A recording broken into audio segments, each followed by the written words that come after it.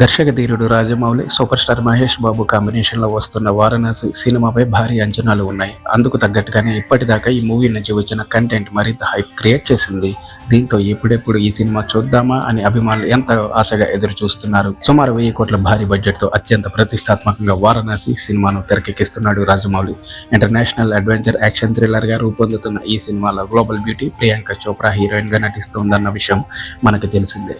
అలాగే Malayala super star Prithviraj Sukumaran Kumbha అనే powerful villain పాత్రలో కనిపించనున్నాడు. అలాగే విలక్షణ నటుడు ప్రకాష్ రాజ్ మరో కీలక పాత్రలో యాక్ట్ చేస్తున్నారు. ప్రస్తుతం ఈ సినిమా షూటింగ్ దశలోనే ఉంది. అయితే తాజాగా షూటింగ్ నుంచి బ్రేక్ తీసుకున్న రాజమౌళి ఓ ఈవెంట్ కోసం ఫ్రాన్స్ కి వెళ్ళాడు.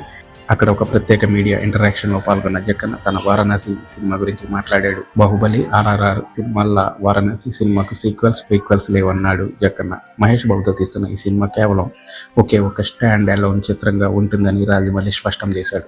ఇక ఈ సినిమా అంతర్జాతీయ స్థాయి అడ్వెంచర్ కనిపిస్తున్నప్పటికీ దీని ఆత్మ మాత్రం భారతీయులకు మంచి ఎమోషన్ అని రాజమౌళి హైప్ పెంచాడు. ఆఫ్రికాలోని దట్టమైన అడవుల నుంచి అంటార్కిటాలోని విపరీతమైన చలి వరకు, రామాయణంలోని దేవుళ్ళు, ప్రకృతి విపత్తులు, అద్భుతమైన ఫ్యాంటసీ ఎలిమెంట్స్, ఇలా ఇవన్నీ ఒకే సినిమాలో ప్రేక్షకులు చూడబోతున్నారు. అయితే వారణాసి సినిమాకి మూలం మాత్రం తండ్రి కొడుకుల మధ్య సాగే బలమైన ఎమోషన్. దాని నుంచే ఇవన్నీ వస్తాయి అని రాజమౌళి చెప్పేశాడు. వారణాసి సినిమా గురించి రాజమౌళి ఇచ్చిన ఎండ్స్ తో మహేష్ బాబు ఫ్యాన్స్ తెగ ఆనందపడిపోతున్నారు. సినిమా బాక్స్ ఆఫీస్ రికార్డులు బద్దలు కొట్టడం ఖాయమని, మినిమం 3000 కోట్లు రాబడుతుందని ఇప్పటికే అంచనాలు వేస్తున్నారు.